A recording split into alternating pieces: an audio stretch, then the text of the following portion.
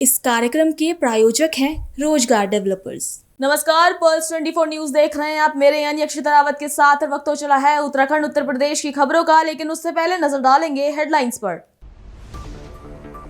AI generated video मामले में हरीश रावत का बड़ा बयान। एफआईआर दर्ज होने के बाद कोर्ट में लड़ने का ऐलान। कांग्रेस नेता और पूर्व मुख्यमंत्री ने इसे कुकृत्य प्रोपेगेंडा बताया। मुख्यमंत्री चैंपियंस ट्रॉफी का हरिद्वार में भव्य आगाज। 2 लाख खिलाड़ी राज्य स्तर तक दिखाएंगे अपनी प्रतिभा। खेल मंत्री रेखा आर्य ने ट्रॉफी का ध्वजारोहण किया। सांसद खेल महोत्सव 2025 का शुभारंभ। जनपद स्तरीय प्रतियोगिता में खिलाड़ियों ने पहले दिन किया शानदार प्रदर्शन। रानीपुर विधायक आदेश चौहान ने किया खिलाड़ियों का उत्साहवर्धन। भटवाड़ी विकासखंड की पहली बैठक में जनप्रतिनिधि और अधिकारी आमने सामने। जंगली जानवर और पेयजल पर हंगामा। जिलाधिकारी ने कम्युनिकेशन गैप सुधारने के दिए निर्देश। बांग्लादेश में हिंदुओं पर कथित अत्याचार के विरोध में मसूरी में करनी सेना व बजरंग दल का जोरदार प्रदर्शन। कार्यकर्ताओं ने बांग्लादेश का पुतला फूका। तुम दोनों की मेहनत बहुत रंग लाई है बेटा, घर बहुत सुंदर बना है। ये मेरे पापा का घर। पता है, देख तेरे पापा की नेम प्लेट अपने हाथों से लगाऊंगा। नेम प्लेट तो लग चुकी पापा।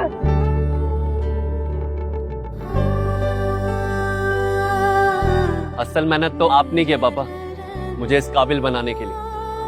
वो जिंदगी भर किराए के मकान में रहे, लेकिन तो आज ये घर मेरा नहीं, ये है मेरे पापा का घर।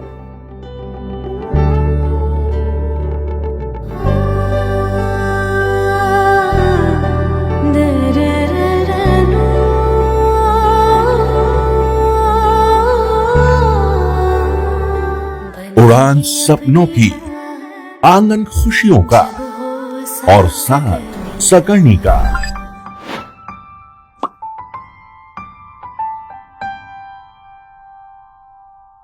60 वर्षों से आपके साथ मनोरंजन और संस्कार का संगम, जाह्नवी मैगजीन। चलिए अब देखते हैं खबरें विस्तार से। कांग्रेस के वरिष्ठ नेता और उत्तराखंड के पूर्व मुख्यमंत्री हरीश रावत ने उनसे जुड़े एआई जनरेटेड वीडियो मामले को लेकर बड़ा बयान दिया है। हरीश रावत ने इसे कुकृत्यपूर्ण प्रोपेगेंडा बताते हुए कहा कि इस पूरे मामले का भंडाफोड़ किया जाएगा और दोषी के खिलाफ हर कानूनी कार्रवाई की जाएगी। कांग्रेस नेता हरीश रावत ने कहा कि इस मामले को लेकर वो थाने पहुंचे, जहां काफी जद्दोजहद के बाद एफआईआर दर्ज की गई। उन्होंने कहा कि ये एक सोची समझी साजिश और प्रोपेगेंडा है, जिसका उद्देश्य उनकी छवि को नुकसान पहुंचाना है। हरीश रावत ने आरोप लगाया कि भाजपा के मन में अपने विरोधियों के लिए जो घृणा है, ये उसकी पराकाष्ठा है। उन्होंने ये भी स्पष्ट किया कि वो इस पूरे मामले को लेकर न्यायालय का भी दरवाजा खटखटाएंगे। हाँ, कल थाने में पहुंचा। बड़ी जद्दोजहद के बाद 4 घंटे बाद एफआईआर लिखी। अब देखिए उसमें क्या कार्रवाई करते हैं, लेकिन हम उनके इस प्रोपेगेंडा और इस कुकृत्यपूर्ण प्रोपेगेंडा का भंडाफोड़ करेंगे। और उसके लिए मैं ग्राम स्तर तक प्रधानों, पूर्व प्रधानों, जनप्रतिनिधियों सबको पत्र लिखूंगा। पहले मैं अपने उस पर डिजिटल प्लेटफॉर्म पर पत्र लिखूंगा और फिर उसके बाद पैम्पलेट पोस्टर छपवा करके भी गांव में भिजवाऊंगा और पोस्ट से भी लोगों को चिट्ठी भेजूंगा। मैं इनके इस कुकृत्य का पूरा भंडाफोड़ करूंगा। आप किसी की देशभक्ति पर संदेह करने वाले कौन होते? और ये संदेह ही नहीं किया गया है। मुझे जासूस दिखा करके, जासूसी करते दिखा करके उसके बाद गोली मारी गई है। अर्थात लोगों को उकसाया गया है कि हरीश रावत जैसे लोगों को मार डालो। ये भाजपा के मन में जो घृणा रहती है अपने विरोधियों के लिए, उसकी पराकाष्ठा है। कार्रवाई की मांग इस पर और करना चाहिए। हाँ, हमने कहा है, जो एफआईआर लिखवाई है, कंप्लेंट लिखवाई है और एफआईआर के रूप में दर्ज हुई है, तो उसमें करना चाहिए। मैं तो कल साइबर एसएसपी के पास भी गया और जो वैसे एसएसपी हैं उनके पास भी गया, उनसे भी कहा। और अभी जिलाधिकारी है नहीं यहाँ, चुनाव राज्य के आयुक्त भी नहीं है, मैं उनके पास भी जाऊंगा और कोर्ट में भी जाऊंगा, माननीय न्यायालय की शरण में जाऊंगा। हरिद्वार के योग स्थली खेल परिसर में मुख्यमंत्री चैंपियंस ट्रॉफी का जोशीला आगाज हुआ। न्याय पंचायत से लेकर राज्य स्तर तक 4 लेवल पर आयोजित होने वाली इस प्रतियोगिता में लगभग 2 लाख खिलाड़ी शिरकत करेंगे। योग स्थली खेल परिसर में खेल मंत्री रेखा आर्य ने ट्रॉफी का ध्वजारोहण मशाल को प्रज्वलित करके प्रतियोगिता का शुभारंभ किया। खेल महाकुंभ को इस साल नए प्रारूप में मुख्यमंत्री चैंपियंस ट्रॉफी 2025-26 के रूप में आयोजित किया जा रहा है। प्रतियोगिता न्याय पंचायत, विधानसभा क्षेत्र, संसदीय क्षेत्र, राज्य स्तरीय 4 चरणों में आयोजित की जा रही है। उद्घाटन अवसर पर खेल मंत्री रेखा आर्य ने कहा कि इस बार कुल 26 खेल स्पर्धाएं रखी गई है, जिनमें आधुनिक खेलों के साथ परंपरागत खेलों को भी शामिल किया गया है। खेल मंत्री ने बताया कि सांसद ट्रॉफी जीतने वाली टीम को 2 लाख और विधानसभा ट्रॉफी जीतने वाली टीम को 1 लाख रुपए की नगद पुरस्कार राशि मिलेगी। उन्होंने कहा इस चैंपियनशिप के विजेता भी सरकारी नौकरियों में 4% आरक्षण के हकदार होंगे। देखिए, माननीय मुख्यमंत्री जी, चैंपियनशिप ट्रॉफी का उद्देश्य जो है वो खेल महाकुंभ को नए कलेवर के साथ में, नई ऊर्जा के साथ में, बच्चों में नया उत्साह भरने के दृष्टिगत जो है इसकी शुरुआत की जा रही है। और इसकी शुरुआत जो है आज हम सब लोग सलेमपुर न्याय पंचायत क्षेत्र से कर रहे हैं, जिसमें यहाँ के सम्मानित विधायक आदेश चौहान जी भी उपस्थित हैं। उनके कर कमलों के साथ में इसकी शुरुआत हो रही है। मैं मानती हूँ कि ये लगातार जो चैंपियनशिप आगे क्रमदर तरीके से आगे बढ़ेगी, जिसमें ब्लॉक स्तर पर आएंगी तो विधायक चैंपियनशिप ट्रॉफी की हकदार होगी, जिले स्तर पर आएगी तो सांसद चैंपियनशिप ट्रॉफी की हकदार होगी, और राज्य स्तर पर जाएगी तो मुख्यमंत्री चैंपियनशिप ट्रॉफी की हकदार होंगे। तो एक न्याय पंचायत का बच्चा जो है वो मुख्यमंत्री जी से ट्रॉफी प्राप्त करेगा। ये एक मनोबल को बढ़ाने वाला और बहुत गर्व का क्षण होता है। तो एक ये कोशिश ये है कि खिलाड़ियों का मनोबल भी और अवसर भी दोनों सुनिश्चित हो सके। यही मुख्यमंत्री चैंपियनशिप ट्रॉफी का ध्येय भी है। धन्यवाद। हरिद्वार लोकसभा से सांसद त्रिवेंद्र सिंह रावत द्वारा आयोजित सांसद खेल महोत्सव 2025 के अंतर्गत जनपद स्तरीय खेल प्रतियोगिताओं का शुभारंभ हो गया है। प्रतियोगिता के पहले दिन जिले भर से चयनित खिलाड़ियों ने अपनी प्रतिभा का प्रदर्शन किया। सांसद खेल महोत्सव 2025 के तहत जनपद स्तरीय खेल प्रतियोगिता का पहला दिन सफलतापूर्वक संपन्न हुआ। इस प्रतियोगिता में जनपद की 11 विधानसभा स्तर पर विजयी खिलाड़ी, साथ ही सीधे जिला स्तर पर प्रतिभाग करने वाले खिलाड़ियों ने भाग लिया। कार्यक्रम के शुभारंभ अवसर पर रानीपुर विधायक आदेश चौहान ने खिलाड़ियों से परिचय प्राप्त किया और उनका उत्साहवर्धन करते हुए उनके उज्जवल भविष्य की कामना की। खबर जनपद उत्तरकाशी के सीमांत विकासखंड भटवाड़ी से है, जहां विकासखंड की पहली बैठक में जनप्रतिनिधि और अधिकारी आमने सामने नजर आए। बैठक में स्थानीय विधायक और जिलाधिकारी की मौजूदगी में क्षेत्रीय से लेकर जिला स्तर के कई गंभीर मुद्दे उठाए गए, जिसको लेकर काफी देर तक हंगामा भी हुआ। सीमांत विकासखंड भटवाड़ी की पहली बैठक में क्षेत्र पंचायत सदस्यों ने अपने अपने क्षेत्रों की समस्याएं जोर शोर से उठाई। जनप्रतिनिधियों ने लगातार जंगली जानवरों के हमले, खराब सड़कें और पेयजल योजनाओं में लापरवाही को लेकर नाराजगी जाहिर की। क्षेत्र पंचायत सदस्यों का आरोप था कि जिला मुख्यालय में बैठे अधिकारी फोन उठाने तक को तैयार नहीं है। ऐसे में ग्रामीणों की शिकायतों का समाधान संभव नहीं हो पा रहा है। वहीं अधिकारियों ने नेटवर्क की समस्या का हवाला देते हुए सफाई दी। इस पर जिलाधिकारी प्रशांत कुमार आर्य ने स्पष्ट शब्दों में कहा कि प्रशासन और जनप्रतिनिधियों के बीच जो कम्युनिकेशन गैप है उसे तत्काल दूर किया जाए, अन्यथा अगली बैठक में जिम्मेदार अधिकारियों पर कार्रवाई की जाएगी। ब्लॉक भटवाड़ी की प्रथम बीडीसी बैठक है नए सदन के गठन होने के पश्चात, और सभी ग्राम प्रधान हैं, क्षेत्र पंचायत सदस्य हैं और जिला पंचायत सदस्य, विधायक जी, मैं प्रमुख साहब, सभी लोग उपस्थित हैं, विभाग भी उपस्थित हैं।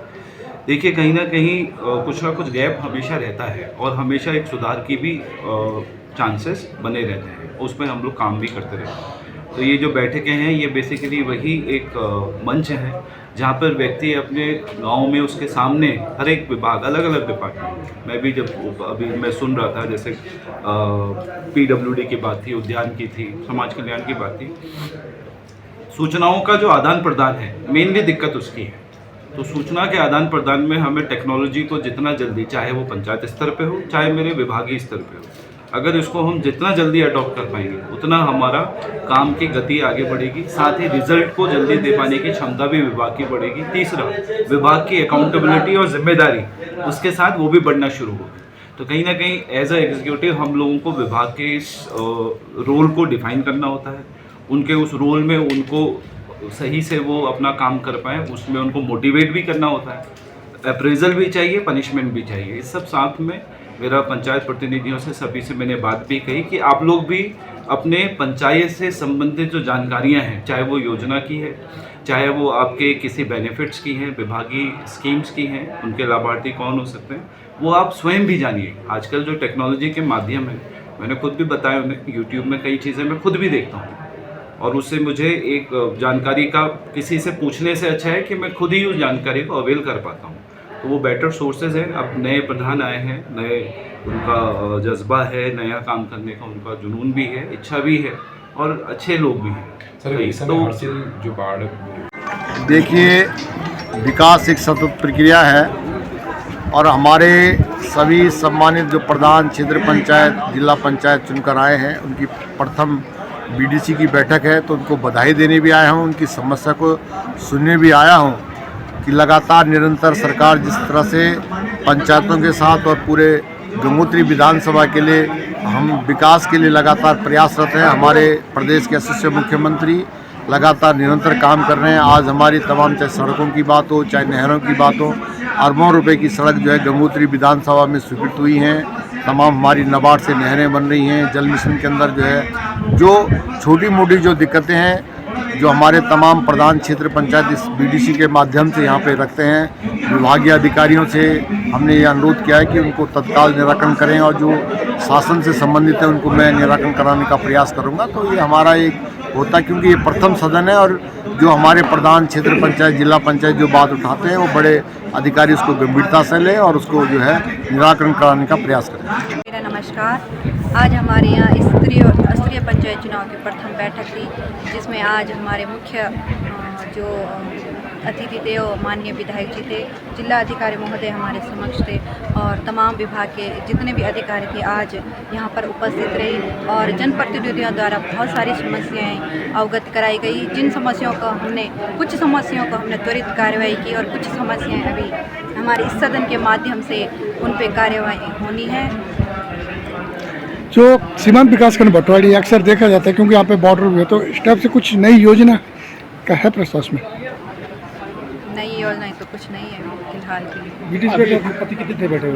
बांग्लादेश में हिंदू समाज की बेटियों, महिलाओं और लोगों के साथ हो रही कथित बर्बर घटनाओं के विरोध में मसूरी में करणी सेना और बजरंग दल के कार्यकर्ताओं ने जोरदार प्रदर्शन किया। प्रदर्शनकारी मसूरी के पिक्चर पैलेस चौक में एकत्र हुए, जहां उन्होंने बांग्लादेश का पुतला दहन कर अपना आक्रोश व्यक्त किया। कार्यकर्ताओं ने आरोप लगाया कि बांग्लादेश में सुनियोजित तरीके से हिंदू समाज को निशाना बनाया जा रहा है और वहां की सरकार व प्रशासन मूक दर्शक बना हुआ है। उन्होंने कहा कि हिंदू समाज के लोगों के साथ अमानवीय व्यवहार किया जा रहा है, जिससे भारत का हिंदू समाज किसी भी कीमत पर बर्दाश्त नहीं करेगा। प्रदर्शन के दौरान कार्यकर्ताओं ने मसूरी में बांग्लादेश में निर्मित सामान बेच रहे दुकानदारों पर भी आपत्ति जताई। आक्रोशित कार्यकर्ताओं ने ऐसी दुकानों को बंद कराया, चेतावनी दी कि यदि भविष्य में बांग्लादेशी उत्पादों की बिक्री की गई तो आंदोलन और तेज किया जाएगा। आपने देखा होगा हमारे भाई चंद्र दास को बांग्लादेश में मार के बाद उसको जिंदा जलाया गया है। मैं कहना चाहूँगा ऐसे मानसिकता वाले लोगों के ऊपर कड़ी कार्रवाई होनी चाहिए, बांग्लादेश के ऊपर कार्रवाई होनी चाहिए। मैं चाहूँगा कि जल्द से जल्द बांग्लादेश को खत्म करना चाहिए जो हमारे हिंदू भाई के ऊपर अत्याचार कर रहे थे। और मैं कहना चाहूँगा कि मरने वाला तो हर धर्म का अलग अलग धर्म का, पर मारने वाला सिर्फ एक ही मजहब का है। आप ऑस्ट्रेलिया में देख लो, कश्मीर में देख लो, चाहे बांग्लादेश में देख लो, हर जगह अलग अलग धर्म के मर रहे हैं, पर मारने वाले एक ही धर्म का है। और मैं कहना चाहता हूँ हिंदू को कि तुम्हारे लिए चेतावनी है, समझ जाओ, अभी भी एकजुट होकर रहो, जातियों में ना बटो। अगर आज भी हम एक नहीं हुए तो इसी तरीके से हिंदू के ऊपर अत्याचार होते रहेगा और हम लोग ऐसे मरते रहेंगे। पर मैं उनको ये बता दूं कि हिंदू डरने वाला नहीं है। ये वीर महाराणा प्रताप की धरती है, हिंदू कमजोर नहीं है। मैं बोल दूं कि ये गुरु गोविंद सिंह की धरती है, जहाँ पे 1 लाख से लड़ा है, जहाँ पर महाराणा प्रताप ने घोड़े से पहलवान खान को चीर दिया था। हिंदू डरने वाला नहीं, हमें भेजो बांग्लादेश में, हम जाएंगे, हम सबक सिखाएंगे उन्हें। जय श्री राम। क्या मानते हैं सरकार को इस पर ठोस कदम उठानी चाहिए? बिल्कुल ठोस कदम उठाना चाहिए और बर्दाश्त नहीं करना चाहिए। अब बहुत हो गया। हर साल, पिछले साल भी बांग्लादेश ने हिंदू पर ऐसी आगजनी की थी, ऐसी हिंदू माँ बहनों की इज्जत लूटी थी और उनको ऐसी मारा गया। अब सबक सिखाने का समय आ गया है। बिल्कुल आ गया है। हम तो कहते हैं कि हमें भी भेजो बांग्लादेश, हम भी जाएंगे, हम भी तैयार हैं उनको मारने के लिए, उनके लड़ने के लिए। कहना चाहूँगा कि अभी हाल ही में जो हमारी संज्ञान में एक वीडियो आई थी, जिसमें हिंदू को धक्का दी, उसको आग लगा के उसको मारा गया था।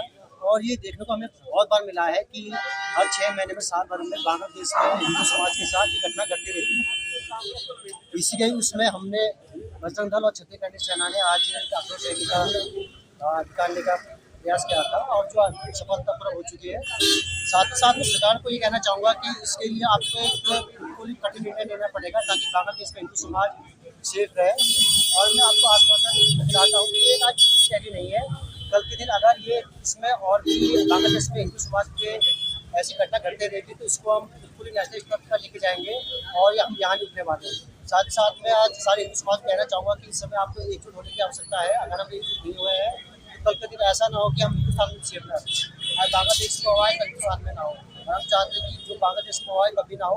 ऐसी घटना 6 महीने के बाद फिर से शुरू करानी सरकार को इस पर एक बहुत कुछ करना पड़ेगा और हम चाहते हैं कुछ ना कुछ करें। क्या मानते हैं, सरकार को ठोस कार्रवाई करने की बात कर रहे हैं पर सरकार ने अभी तक कोई कार्रवाई करी नहीं है। देखिए, जितने हमारे संज्ञान बात आई बात भी कर रहे हैं, लेकिन अभी इतना कुछ हो नहीं पाया कि मतलब इस पे कुछ बांग्लादेश से कुछ ऐसा लग सके कि हाँ भाई बांग्लादेश के साथ कुछ हुआ है और बांग्लादेश ऐसी घटना ना करे। लगता नहीं है जो वहाँ की कट्टरपंथी है उसके साथ तो अभी सरकार से कोई इतना बड़ा आश्वासन मिला भी नहीं है, ना कोई बात भी है कि हिंदू वहाँ पे भी सेफ है। तो हम चाहेंगे कि कुछ ऐसे वारदात हो या कुछ ऐसी कंडीशन रखी जाए ताकि हिंदू समाज बांग्लादेश में सेफ रहे। सकारात्मक सोच लेकर बांग्लादेश की सरकार, प्रशासन और नागरिक हिंदुओं पर अत्याचार कर रहे हैं, उसका विरोध आज पूरे भारतवर्ष में हो रहा है। आज मसूरी में बजरंग दल, भारतीय सेना द्वारा एक संघर्ष करा गया, पुतला जलाया गया, विरोध करा गया।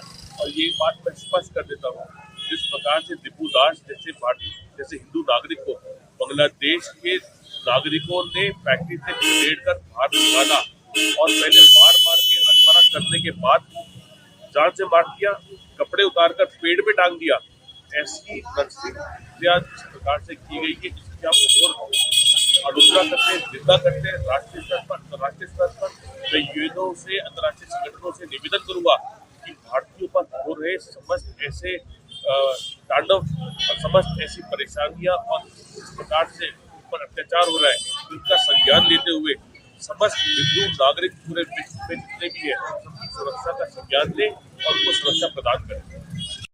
आज जिस तरीके से मसूरी युवा शक्ति और भारतीय सेना ने बांग्लादेश के खिलाफ आप सभी इस बात से अवगत हुए किस तरीके से हमारे भाई के साथ बांग्लादेश के अंदर इतनी निंदनीय घटना हुई।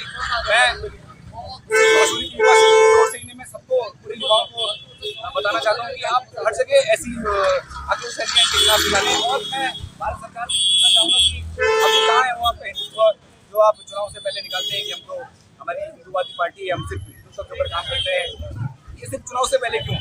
क्या ये सिर्फ लोगों को भड़काने का मुद्दा रह जाता है या फिर हिंदुओं को असली में आप बचाना चाहते हैं? अगर आप बचाना चाहते हैं हिंदुओं को अभी तक तो बांग्लादेश खत्म हो चुका होता। आखिर भारत सरकार इसमें कर क्या रही है? मसूरी के अंदर अगर मैं जैसे मसूरी का नागरिक हूँ तो यहाँ की बात अगर मैं करूँ, मसूरी में भारतीय जनता पार्टी कोई से भी नेता कराते हैं तो बिल्कुल ढोल बातों से और बिल्कुल चमक धमक से आप उनका स्वागत करते हैं। आज इस बांग्लादेश का आप इस तरीके से स्वागत क्यों नहीं कर रहे हैं? हम दोनों से इनका भी स्वागत करो। मैं पूछना चाहूँगा सरकार से, मेरा सवाल है कि आप असल में हिंदुत्व बचाना चाहते हैं या फिर सिर्फ चुनाव से पहले जुमलेबाजी की सरकार है? इस तरीके से इसकी बिल्कुल निष्पक्ष जांच हो। सब माल चोरी से आ रहा है, सब जो मतलब दूसरे स्टोर से माल आ रहा है, क्योंकि हमारे देश का इनकम टैक्स का और हमारे देश की अर्थव्यवस्था को बेकार करने की बहुत बड़ी साजिश है। तो क्या बहुत बड़ी साजिश। हम तो ये कहें इसकी जांच हो और इसमें जो भी दूध का पानी का पानी हो, जितने भी देश से गद्दार हैं वो देश से बाहर होने चाहिए। लोकतंत्र की सबसे पहली और मजबूत दहलीज यानी कि ग्राम पंचायत की चौपाल से विकास की एक नई गूंज सुनाई दी है। रामनगर विधानसभा की ग्राम पंचायत मालधन चौड़ की, जहां पंचायत चुनाव के संपन्न होने के बाद पहली बार खुली बैठक का शानदार आगाज हुआ। दशकों से ग्राम पंचायत की इस खुली बैठक का अपना एक ऐतिहासिक महत्व होता है, क्योंकि यही वो मंच है जहां गांव की समस्याओं को किसी दफ्तर की फाइल में नहीं बल्कि जनता की मौजूदगी में सीधे पटल पर रखकर पास किया जाता है। मालधन चौड़ की इस बैठक में एक अलग ही उत्साह देखने को मिला, जहां शासन प्रशासन के अधिकारियों, जनप्रतिनिधियों का एक पूरा प्रतिनिधिमंडल जनता के सवालों का जवाब देने और उनके गांव की तस्वीर बदलने के लिए मौजूद रहा। इस खास मौके पर स्थानीय विधायक दीवान सिंह बिष्ट ने भी शिरकत की और उन्होंने न केवल जनता की समस्याओं को सुना बल्कि मुख्यमंत्री पुष्कर सिंह धामी के नेतृत्व में चल रही जन कल्याणकारी योजनाओं के बारे में भी जानकारी दी। देखिए, पंचायत राज में पंचायतें जो होती हैं, ग्राम सभाएं जो होती हैं, बहुत महत्वपूर्ण इनका रोल होता है। जितनी भी योजनाएं सरकार की होती हैं वो ग्राम पंचायतों से शुरू होती हैं। हम उतना महत्व लोग देते नहीं हैं, लेकिन देना चाहिए। आज बहुत अच्छा लगा कि माताएं भी हैं, बहनें भी हैं, बुजुर्ग भी हैं, नौजवान भी हैं, अपनी अपनी समस्याएं लेकर, और विभाग ने भी अपने विस्तार से कि किस प्रकार से हम अपने पहचान पत्र बना सकते हैं, आधार कार्ड बना सकते हैं, विधवा पेंशन, विकलांग पेंशन, और बच्चों के जो वजीफे हैं वो कैसे प्राप्त कर सकते हैं, ये सारी विस्तार से यहाँ पर बताई है, क्योंकि ये पंचायतों से ही शुरू होती है। और बहुत अच्छा लगा कि लोगों में जागरूकता है कि अपने क्षेत्र की जो भी समस्याएं हैं, कुछ समस्याएं आए हैं जो आगे जाके यहाँ से प्रस्ताव जाएंगे, एसडीएम साहब जिले तक जाएंगे, जिले से प्रदेश तक जाएंगे, तो उन पर कहीं न कहीं उन पर कार्रवाई होगी। और मैं सोचता हूँ कि अधिकांश जो समस्याएं आई हुई हैं उनका निदान तुरंत ही हो जाएगा। रामनगर की कोसी नदी में 10 टायरा डंपर वाहनों के संचालन को लेकर विवाद गहराता जा रहा है। ट्रांसपोर्टरों ने इस फैसले के विरोध में बैठक कर एसडीएम का घेराव करने की चेतावनी तक दे दी है। कालूसित मंदिर परिसर में कालूसित गेट और खंडजा गेट से जुड़े ट्रांसपोर्टरों की एक अहम बैठक आयोजित हुई। बैठक में कोसी नदी के उपखनिज गेटों से 10 टायरा बैठक में कोसी नदी के उपखनिज गेटों से 10 टायरा डंपर वाहनों के संचालन को लेकर गहरा विरोध दर्ज किया गया। ट्रांसपोर्टर का कहना है कि 10 टायरा डंपर चलने से ट्रैक्टर और 6 टायर वाहनों का काम पूरी तरह से ठप हो जाएगा, जिससे छोटे वाहन चालकों के सामने रोजी रोटी का संकट खड़ा हो जाएगा। साथ ही उन्होंने आरोप लगाया कि बड़े डंपरों के संचालन से खनन चोरी को भी बढ़ावा मिलेगा। देखिए 10 टायरा का विरोध किया जाना गलत है। हम लोगों ने एक सीमा बनाई है कि बहुत ज़्यादा सीमा तक नहीं चलेंगे बड़े टायर भी, एक सीमा तक छोटे बड़े 10 टायरा वाहन भी चलेंगे। और छोटे वाहन चूँकि चल रहे हैं इसलिए उनकी जो उनकी तरह जो इस प्रकार से अगर कुछ किया जा रहा है तो उनको अपने निर्धारित फॉर्म में आना चाहिए। और क्यों आपत्ति किस प्रकार से है, क्या बड़े, तो उसको लेकर जब वो अपना पक्ष रखेंगे तभी इस पर हम कुछ कहना पाना। हम लोगों को मीडिया के माध्यम से भी पता लगा, कुछ ट्रांसपोर्टर के माध्यम से भी पता लगा कि एसडीएम रामनगर ने कुछ क्रैशर स्वामियों की मीटिंग बुलाई थी, तो उसमें क्रैशर स्वामियों ने इनसे 10 टायरा की मांग रखी, जो इन्होंने कह दिया कि ठीक है आप 20% 10 टायरा चलाइए। इन्होंने ये नहीं देखा कि हर गेट पे 200-250 वाहन हैं 6 टायरा, और बेचारे गरीब लोगों के वाहन है जैसे अपनी रोजी रोटी करते हैं। अब इन्होंने एक उद्योगपतियों को और ज़्यादा बढ़ावा देने के लिए उनके 10 टायरा अलाउ कर रहे हैं, जिसका हम पूरा विरोध करेंगे। और हमें हाई कोर्ट भी जाना होगा तो हम हाई कोर्ट भी जाएंगे, मगर हम किसी का एक भी 10 टायरा नदी में अलाउ नहीं होने देंगे। किस एसडीएम रामनगर का घेराव करेंगे। देश भर में चल रही एसआईआर यानी स्पेशल इंटेंसिव रिवीजन प्रक्रिया उत्तराखंड में भी तेजी से नजर आ रही है। रामनगर में फ्री एसआईआर अभियान के तहत बीएलओ घर घर जाकर लोगों को जागरूक कर रहे हैं और मतदाता सूची का सत्यापन कर रहे हैं। देश भर में चल रही एसआईआर प्रक्रिया के तहत अब उत्तराखंड के रामनगर में भी प्रशासन पूरी तरह सक्रिय हो गया है। यहाँ फ्री एसआईआर अभियान के अंतर्गत बीएलओ डोर टू डोर जाकर मतदाताओं से संपर्क कर रहे हैं।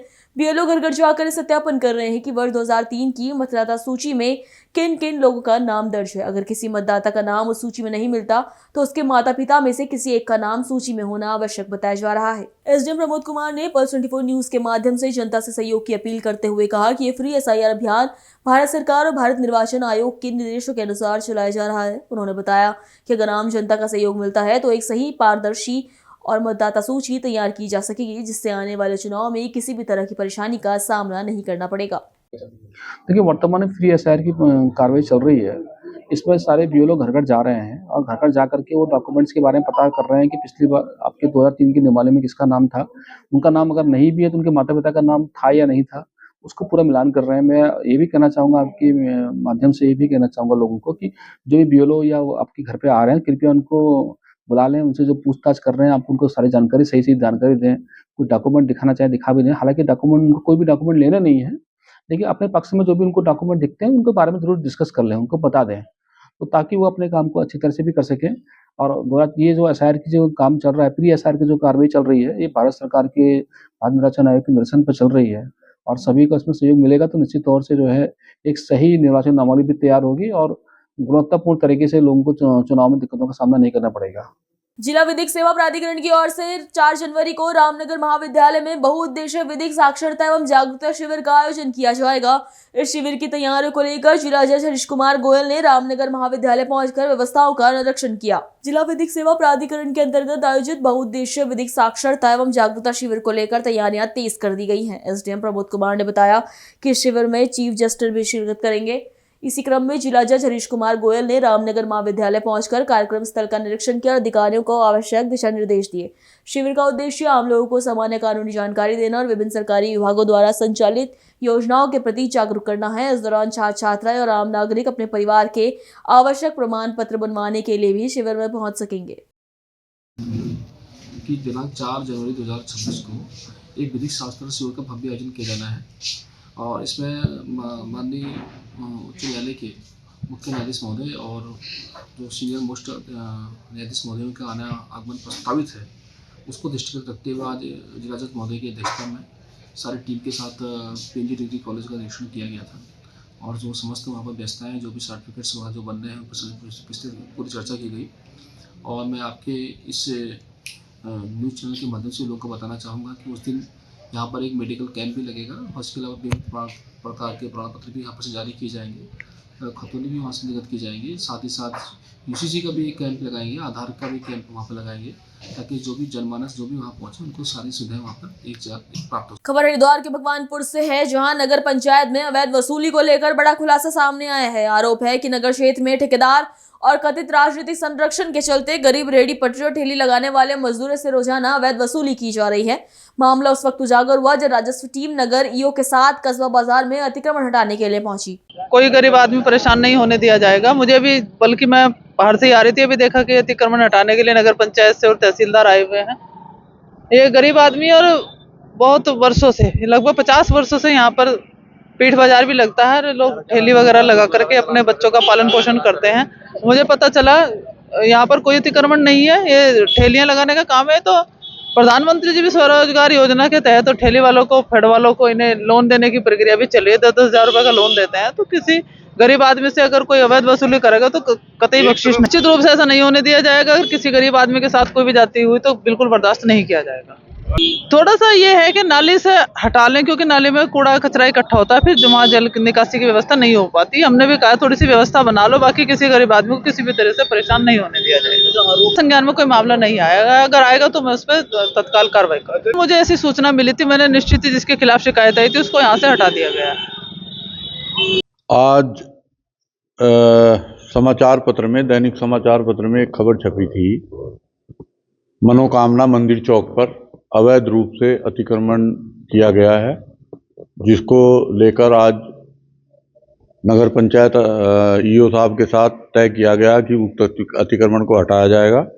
आज कलीराम राकेश चौक से मनोकामना मंदिर चौक तक तथा सिकरोड़ा रोड पर हुए जो भी दुकानदारों द्वारा अतिक्रमण किया गया था रोड पर, वो सब हटवाया गया और कुछ चालान भी किए गए।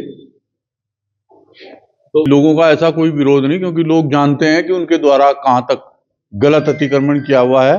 उनको जैसे ही कहा, हमको देखते ही जैसे पीछे से बंद, मतलब हमने हटवाया, सामने वाले लोगों ने स्वतः ही उक्त अतिक्रमण को पीछे कर लिया। वसूली का तो ऐसा कोई मामला नहीं आया। हमें यहाँ कलीराम राकेश द्वार गेट के पास एक आदमी ने बताया कि जी कोई सलीम मूंछ करके 20 रुपए की रसीद काटता है तहबाजारी की। तो हमने EO साहब से मालूमात की, उन्होंने कहा कि सलीम मूंछ हमारा ठेकेदार है। सबसे पहले आपका बहुत बहुत धन्यवाद। देखिए राव साहब, अतिक्रमण जो हुआ है वो गरीबों का शोषण हो रहा है। नगर पंचायत में आज जो जाम की स्थिति है वो केवल और केवल राकेश परिवार की देन है। 2018 में ये एलिवेटर रोड बनना था और बन गया ये पुल।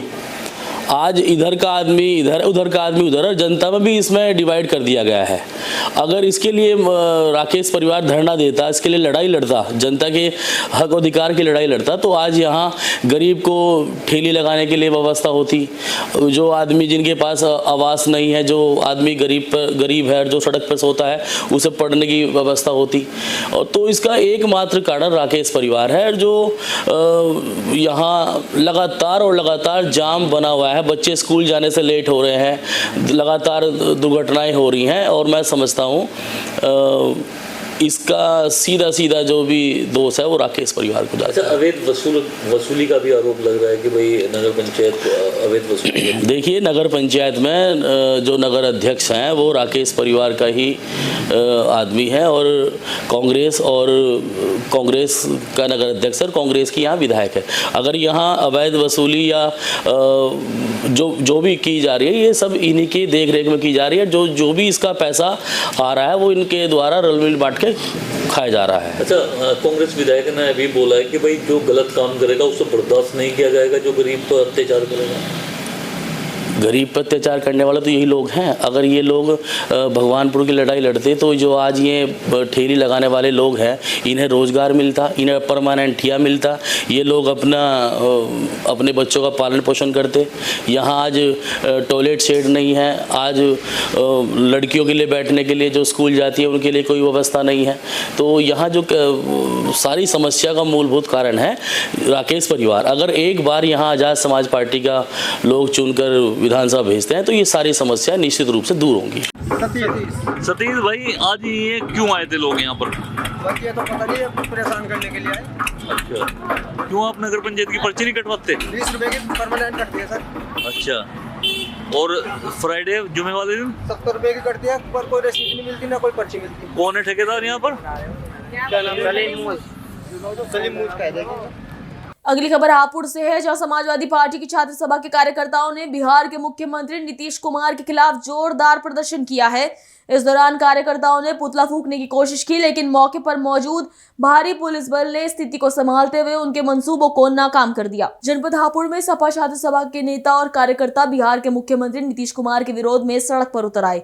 प्रदर्शन के दौरान कार्यकर्ताओं ने नीतीश कुमार का पुतला फूंकने का प्रयास किया। हालांकि पहले से तैनात भारी पुलिस बल ने तत्परता दिखाते हुए पुतला छीन लिया। इस दौरान पुलिस और छात्र नेताओं के बीच काफी देर तक छीना झपटी और धक्का मुक्की भी हुई। पुलिस ने कड़ी मशक्कत के बाद पुतले को अपने कब्जे में ले लिया, जिसके चलते कार्यकर्ता पुतला पूरी तरह नहीं जला सके। प्रदर्शन के दौरान सपा छात्र नेताओं ने मुख्यमंत्री नीतीश कुमार के खिलाफ जमकर नारेबाजी की और सरकार के प्रति अपना रोष जाहिर किया। स्थिति को देखते हुए पुलिस ने मौके पर अतिरिक्त सतर्कता बरती और हालात को नियंत्रण में रखा। नीतीश कुमार का जो माइंड है वो उनका काम नहीं कर रहा। कभी वो एक बार नहीं, पहली बार नहीं, उन्होंने पहले भी बयान दिए। बताओ एक महिला को, और बताओ भर्ती होने के बाद आप मेरी मानो ज्वाइनिंग लेटर बांट रहे हो, उसके बाद आप बताइए बुर्का उतारने का कितना, और उसके बाद ये मतलब गलती मानने से गए, आज ये 6 दिन हो गए गलती मानने से गए, ऊपर से जो गिरिराज मंत्री हैं, केंद्रीय मंत्री भारतीय जनता पार्टी के, या संजय निषाद है कैबिनेट मंत्री उत्तर प्रदेश के, बताओ कैसे बयान, आप पत्रकार मीडिया हमसे ज्यादा जानकारी है आपको, और कैसे बयान दें उसके बाद भी। और हम तो एक बात कहते हैं, नीतीश कुमार इस्तीफा दें और दूसरा अपना इलाज करवाएं किसी माइंडेड वाले हॉस्पिटल में जाकर, दिल्ली में या बिहार में कोई बड़ा हॉस्पिटल हो, या संन्यास लेना या अपना इलाज करवाएं, क्योंकि बार बार इस तरह की बयानबाजी देना शोभा नहीं देता। उसके बाद मंत्री और भारतीय जनता पार्टी को साथ दे रही है, युवाओं को नौकरी देने से तो गई। भाई आप चुनाव जीत गए, मेरी मानो आप पलटू राम हो, पलटी मार मार के आप जीत गए चुनाव, आप ये मानो आप बिल्कुल मालिक हो गए, आप किसी की सुनने के लिए तैयार नहीं हो। तो इसको लेके आपने पुतला फूंकने का प्रयास किया? प्रयास नहीं किया, बिल्कुल पुतला फूंका जाता, पुलिस प्रशासन ने छीन लिया, लेकिन अगली बार फिर पुतला फूंकने का काम करेंगे और माफी नहीं मांगेंगे तो अगली बार फिर पुतला फूकेगा, और आपका पुतला छीनने का मौका नहीं देंगे, पुतला फूकने का काम करेंगे, दिया जाएगा आपका। जो नीतीश कुमार जी का ये गंभीर कृत्य किया है कि हमारी महिला बहन के साथ, उसके खिलाफ हमने पुतला, उन्होंने अभी तक भी माफी नहीं मांगी है। और भाजपा के कुछ मंत्री, जिसमें केंद्रीय मंत्री भी है और संजय निषाद जैसे राज्य के मंत्री भी, उल्टे सीधे बयान दे रहे हैं। वैसे तो मोदी जी महिला सम्मान की बात करते हैं, और इस बात पर मौन क्यों है, हम ये जानना चाहते हैं। हमें कहते हैं नीतीश कुमार से माफी मांगो, मुख्यमंत्री तुरंत हटाया जाए उन्हें। प्रयास किया है, पुलिस ने छीन लिया, मतलब पूरा प्रयास था। यूपी सरकार की महत्वपूर्ण योजना फार्मर रजिस्ट्री को गति देने के लिए जिला प्रशासन पूरी तरह से सक्रिय नजर आ रहा है। किसानों तक इस योजना की जानकारी पहुंचाने और उनके जागरूक करने के उद्देश्य से जिला प्रशासन ने 14 प्रचार वाहनों को हरी झंडी दिखाकर रवाना किया। फार्मर रजिस्ट्री के जरिए किसानों का पूरा डेटाबेस तैयार होगा, जिससे किसान सम्मान निधि समेत अन्य कृषि योजनाओं का लाभ सीधे किसानों को मिल सकेगा। कलेक्टर परिसर में एडीएम वित्त एवं राजस्व वागीश शुक्ला ने फार्मर रजिस्ट्री के प्रचार प्रसार हेतु 14 वाहनों को हरी झंडी दिखाकर जिले भर के लिए रवाना किया। ये वाहन गांव-गांव जाकर किसानों को फार्मर रजिस्ट्री योजना की जानकारी देंगे और उन्हें जल्द से जल्द अपना फार्मर आईडी बनवाने के लिए जागरूक करेंगे। एडीएम वागीश शुक्ला ने बताया कि फार्मर रजिस्ट्री एक महत्वाकांक्षी योजना है, जिसके तहत प्रत्येक किसान की भूमि से जुड़ी एक यूनिक आईडी तैयार की जाएगी। इससे किसान को अलग अलग विभागों के चक्कर नहीं लगाने पड़ेंगे और किसान सम्मान निधि, केसीसी सहित अन्य सरकारी योजनाओं का लाभ सीधे मिल सकेगा। सर, आज कुछ गाड़ियों को फार्मर रजिस्ट्री की गाड़ियां उनको झंडी दिखाई गई है, इससे क्या उद्देश्य है सर? कितनी संख्या है? जैसा कि आप अवगत हैं कि सरकार ने किसानों को किसान सम्मान निधि दी जा रही है, उसी क्रम में फार्मर रजिस्ट्री एक बहुत ही महत्वाकांक्षी योजना है। इसके अंतर्गत उद्देश्य यह है कि जो भी किसान हैं उनके उत्तर प्रदेश में जितने भी भूमियां हैं वो उनकी एक आईडी बन जाए। उनके सारे जो है आईडी का तात्पर्य है कि उनके नाम से एक आईडी नंबर जनरेट होगा और सारे जो ज़मीनें हैं उनके नाम वो एक साथ कंबाइन हो जाएंगी। उसका फ़ायदा ये होगा, विभिन्न जो सरकार की योजनाएं हैं उसका वो फ़ायदा ले सकेंगे। उसके लिए अलग अलग उनको फिर तहसील से जाकर के हिस्सा प्रमाण पत्र बनवाने की आवश्यकता नहीं होगी। केसीसी के लिए फिर उनको तहसील से रिपोर्ट लगवानी पड़ती थी, वो नहीं होगा। और भी इसके बहुत से फ़ायदे हैं। तो इसी के लिए जन जागरूकता के लिए हर विकास खंड में प्रचार माध्यम से इसको जो है वाहन के माध्यम से प्रचार प्रसार कराया जा रहा है। तो वो लोग किसान जागरूक हो जाएं और इसकी सुविधा का जितना जल्दी से जल्दी वो लोग अपनी फार्मर आईडी बनवा लेंगे उतनी ही उनको सहूलियत होगी। और किसान सम्मान निधि है, केसीसी है और भी तमाम जो सरकारी सुविधाएं हैं उसका लाभ उठा पाएंगे। तो आज कितनी गाड़ियों को झंडी दिखाई गई? आज 10 ब्लॉक के लिए 14 गाड़ियों का झंडी दिखाया गया है, जिसमें कुछ शहरी क्षेत्र में 2 गाड़ियां हैं और अमूमन ग्रामीण क्षेत्रों में 1-1 गाड़ियां हैं। तो आपके माध्यम से मैं किसानों से ये कहना चाहता हूँ, वो लोग अतिशीघ्र जो है इस जो भी व्यवस्था है, जो भी योजना लाई गई है उसको बेहतर ढंग से लागू करने के लिए, उसका लाभ लेने के लिए जल्दी से जल्दी आईडी बनवा सकते हैं। आईडी बनवाने के 4 माध्यम हैं। एक तो वो जो पास में उनके जो सीएससी सेंटर है वहाँ जाके बनवा सकते हैं, या कृषि विभाग के जो उनके ब्लॉक स्तरीय कर्मचारी होते हैं, कृषि सहायक, उनसे करा सकते हैं, या पंचायत सहायक के द्वारा भी करा सकते हैं, सेल्फ मोड से भी करा सकते हैं। तो जितना जल्दी करा लेंगे उतना अच्छा होगा, उतना बेहतर उसका लाभ समय से ले पाएंगे। अभी के लिए इतना ही। खबरों के लिए बने रहिए पल्स 24 न्यूज के साथ। नमस्कार। इस कार्यक्रम के प्रायोजक थे रोजगार डेवलपर्स। तुम दोनों की मेहनत बहुत रंग लाई है बेटा, घर बहुत सुंदर बना है। ये मेरे पापा का घर। पता है, देख तेरे पापा की नेम प्लेट अपने हाथों से लगाऊंगा। नेम प्लेट तो लग चुकी पापा।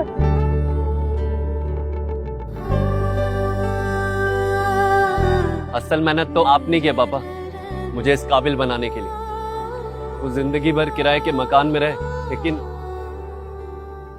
आज ये घर मेरा नहीं, ये है मेरे पापा का घर।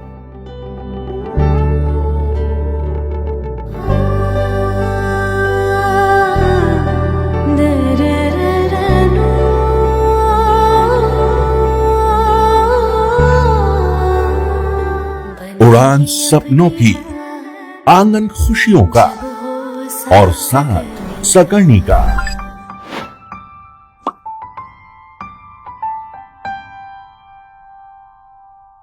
60 वर्षों से आपके साथ मनोरंजन और संस्कार का संगम, जाह्नवी मैगजीन।